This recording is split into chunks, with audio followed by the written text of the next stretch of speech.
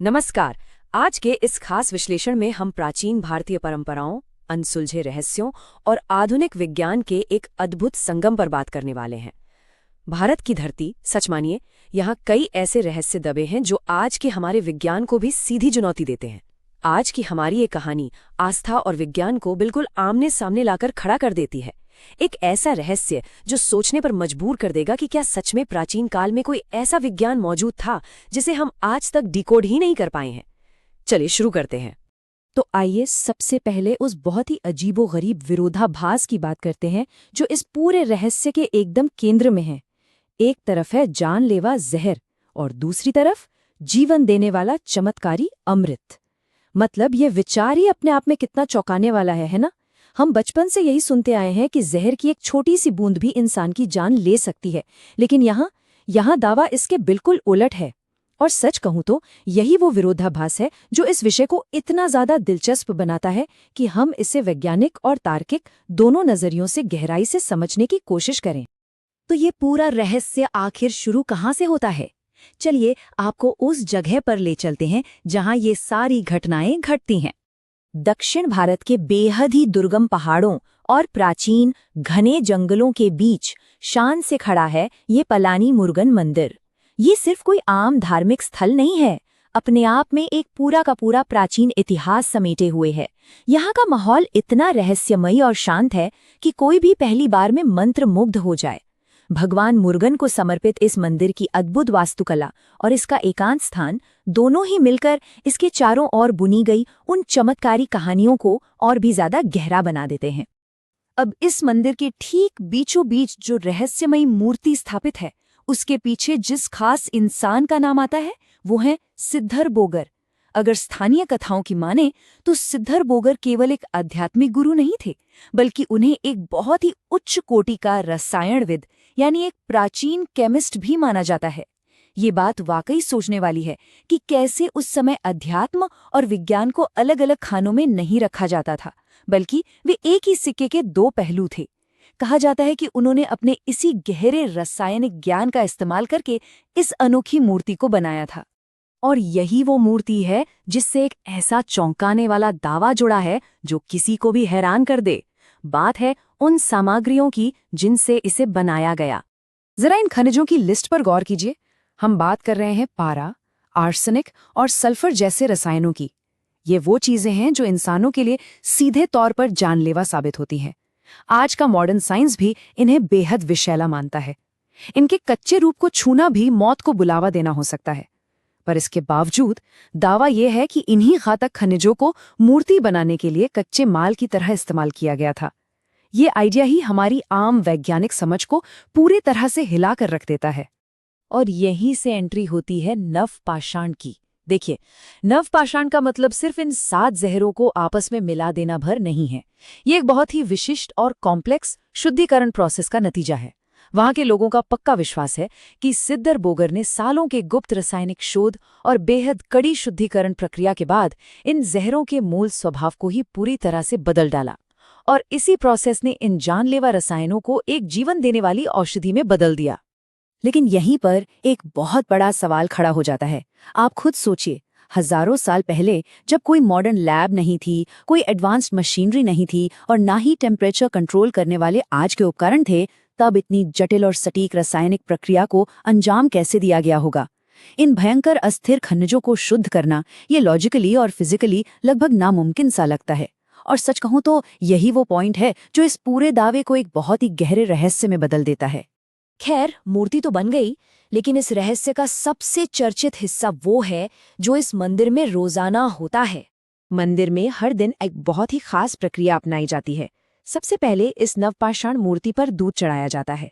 ये दूध कुछ समय तक इस रहस्यमयी मूर्ति के ऊपर ही रहता है, उसके संपर्क में रहता है, और फिर इसी दूध को वहां दर्शन के लिए आए हजारों भक्तों के बीच प्रसाद के रूप में बांट दिया जाता है। देखने में तो ये एक बहुत ही साधारण सी प्रक्रिया लगती है ना?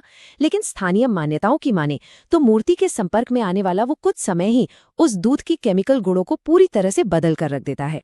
इस प्रसाद को लेकर जो दावे किए जाते हैं वो वाकई बहुत बड़े हैं, लाखों भक्तों का ये अटूट विश्वास है कि इस दूध को पीने से कैंसर, गंभीर त्वचा रोग, पेट की बीमारियों और यहाँ तक कि उन रोगों से भी राहत मिलती है जिनका कोई इलाज नहीं है।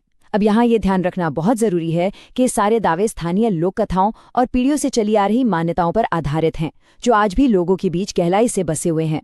और पता है, ये बात आयुर्वेद और सिद्ध चिकित्सा के उस प्राचीन मूल सिद्धांत को बहुत ही शानदार तरीके से दर्शाती है, जो एक घातक पदार्थ और संभावित इलाज के बीच की दूरी को मिटाने की कोशिश करता है। ये सिद्धांत साफ कहता है कि जहर अपने आप में बुरा नहीं है, बल्कि उसकी डोज यानी मात्रा और उसका सही शोधन ही ये तय करता है कि वो शरीर को नुकसान पहुंचाएगा या किसी बीमारी को जड़ से खत्म करेगा। और यही दर्शन इस पूरे रहस्य का वैचारिक आधार है। अब ये तो हो गई प्राचीन मान्यताओं की बात, लेकिन हमारा आज का आधुनिक विज्ञान इस पूरी पहेली को कैसे देखता है? तो आइए इन दो अलग अलग नजरियों को आमने सामने रखकर देखते हैं। एक तरफ तो ये पूरी तरह से ईश्वरीय शक्ति और गहरे आध्यात्मिक विश्वास का मामला है, वहीं दूसरी ओर वैज्ञानिक परिकल्पनाएं कुछ और ही इशारा करती हैं। विज्ञान का मानना है कि हो सकता है मूर्ति से निकलने वाले कुछ सूक्ष्म खनिज दूध के साथ कोई रिएक्शन करते हों। और हाँ, यहाँ हम मानव मनोविज्ञान के उस सबसे शक्तिशाली टूल को भी नजरअंदाज नहीं कर सकते, जिसे हम प्लेसिबो इफेक्ट कहते हैं, जहाँ इंसान का वो गहरा विश्वास ही उसके शरीर को ठीक करने की प्रक्रिया शुरू कर देता है। अब सवाल ये उठता है कि अगर इतना बड़ा दावा है तो इसकी लैब टेस्टिंग क्यों नहीं हो जाती?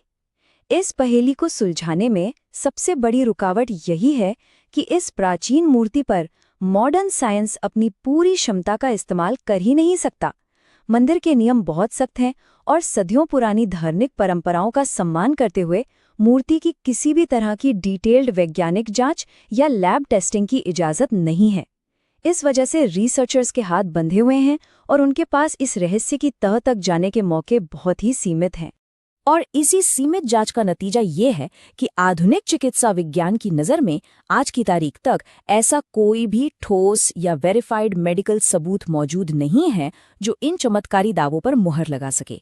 देखिए, विज्ञान तो तथ्यों पर ही काम करता है ना, और जब तक प्रॉपर क्लिनिकल ट्रायल्स और वैज्ञानिक सत्यापन नहीं हो जाता, तब तक मेडिकल साइंस यही कहेगा कि ये दूध कैंसर जैसी गंभीर बीमारियों का कोई प्रमाणित इलाज नहीं है। लेकिन दावों को अगर एक तरफ रख भी दें तो एक और फिजिकल मिस्ट्री है जो आज के वैज्ञानिकों का सिर चकरा देती है। अगर हम एक पल के लिए ये मान भी लें कि मूर्ति सच में इन बेहद अस्थिर और विषैले खनिजों से बनी है, तो ये सदियों से इतनी सुरक्षित रूप से अपनी जगह पर कैसे खड़ी है?